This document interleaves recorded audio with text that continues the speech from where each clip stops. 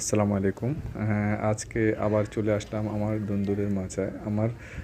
আজকে আপনাদেরকে দেখাবো পুরো মাচাটি ঘুরে ঘুরে আর কিছু দুন্দুল সম্পর্কে তথ্যবহুল কিছু তথ্য জানাবো। আ ধুন্দুল আসলে এটি একটি জংলি জাতীয় উদ্ভিদ। এটি জঙ্গলের মধ্যে হয়ে থাকে। এটি খুব বেশি যত্ন নেওয়ার প্রয়োজন পড়ে না। গাছগুলো অনেক হয় লতা থেকে লতানো হয়ে যায়। আমি প্রায় পরিত্যক্ত একটি জায়গায় কয়েকটি বীজ বুনে দিয়েছিলাম।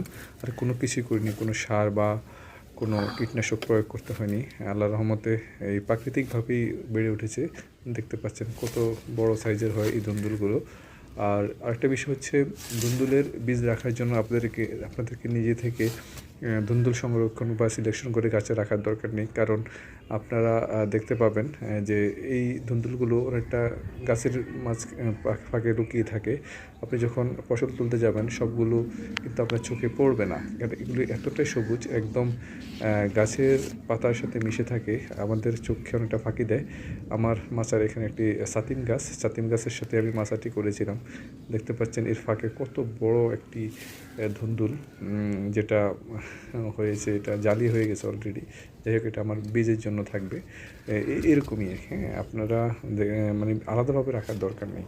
যে কোনো মুহূর্তে ফাঁকে ফুঁকে দেখবেন যে এরকমভাবে জালি হয়ে গেছে।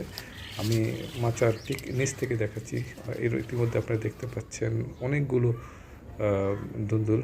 এগুলি আমি এখন যেটা করি, মাছের উপরে যখন ধুন্দুলটি এসে খুঁজে খুঁজে আস্তে করে নিজের দিকে ঝুলিয়ে দিই, কারণ না হলে পরবর্তীতে যখন পরিপক্ক হবে তুলতে গেলে সবগুলো খুঁজে পাবো না।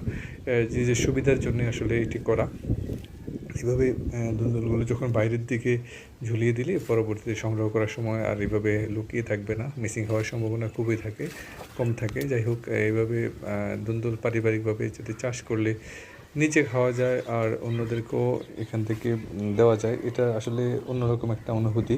আসলে নিজের ফলানো ফসল যে কতটা আনন্দ দেয় মনের মধ্যে, এটা কেউ নিজে চাষ না করলে বলে বোঝাতে পারবো না। যাই হোক, এতক্ষণ সাথে থাকার জন্য সবাইকে অসংখ্য ধন্যবাদ। আল্লাহ হাফেজ।